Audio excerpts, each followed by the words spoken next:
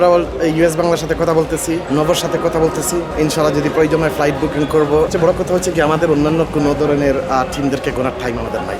সবাই যদি এমপি মন্ত্রী হয়ে যায় তাহলে ক্রিকেট দেখবে কে? পুরস্কার কি? এগুলো হলো আমাদের সিলেটের মানুষের আবেগ, সিলেটের মানুষের দোয়া। সিলেটের মানুষ একদম সজদায় পড়ে দোয়া করতেছে আজকের ম্যাচের জন্য। মানে পুরস্কার কি? এটাই তো আমাদের সবচেয়ে বড়। আপনি একটা বার্তা দিয়েছেন, ফাইনাল ম্যাচ যদি আপনার দল যদি ফাইনালে যায় সবাইকে ফ্লাইটে করে নিয়ে আসবেন। এটা নিয়ে সামাজিক যোগাযোগ মাধ্যমে অনেক ফ্লাইটে নিয়ে আসবো। অলরেডি আমরা ইউএস বাংলার সাথে কথা বলতেছি, নভর সাথে কথা বলতেছি।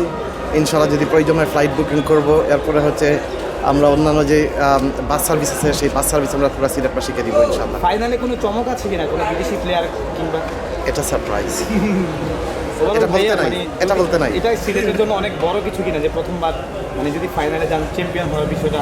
দেখেন, আমরা সবচেয়ে বড় কথা হচ্ছে কি, আমাদের অন্যান্য কোনো ধরনের টিমদেরকে গোনার টাইম আমাদের নাই।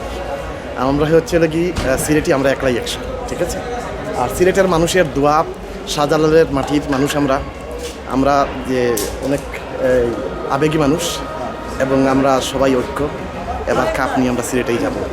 জাস্ট আমরা যে 23 তারিখে আপনাদের দাওয়াত সিলেটের। এবারের বিপিএলটা ওভারঅল আপনি কতটুকু খুশি আসলে, মানে এই যে ম্যানেজমেন্ট বা সব কিছু মিলিয়ে?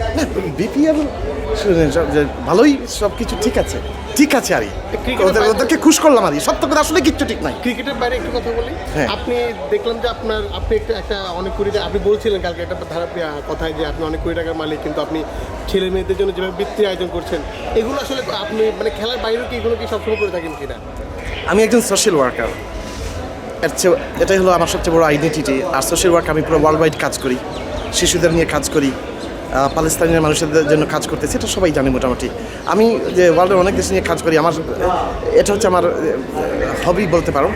সিলেটকে নিয়ে আপনার স্বপ্নটা কি? আসলে সিলেটের এই মানুষগুলোকে নিয়ে একটা স্বপ্ন কি? অনেকে তো আপনি যে কাজগুলো করেছেন, অনেকে এমপি মন্ত্রী হয়ে করে, কিন্তু আপনি এই জায়গায় করছেন, আপনার কি কোনো স্বপ্ন আছে কিনা আসলে? শুনেন, আমি একটা কথা আপনাকে বলি, সবাই যদি এমপি মন্ত্রী হয়ে যায় তাহলে ক্রিকেট দেখবে কে?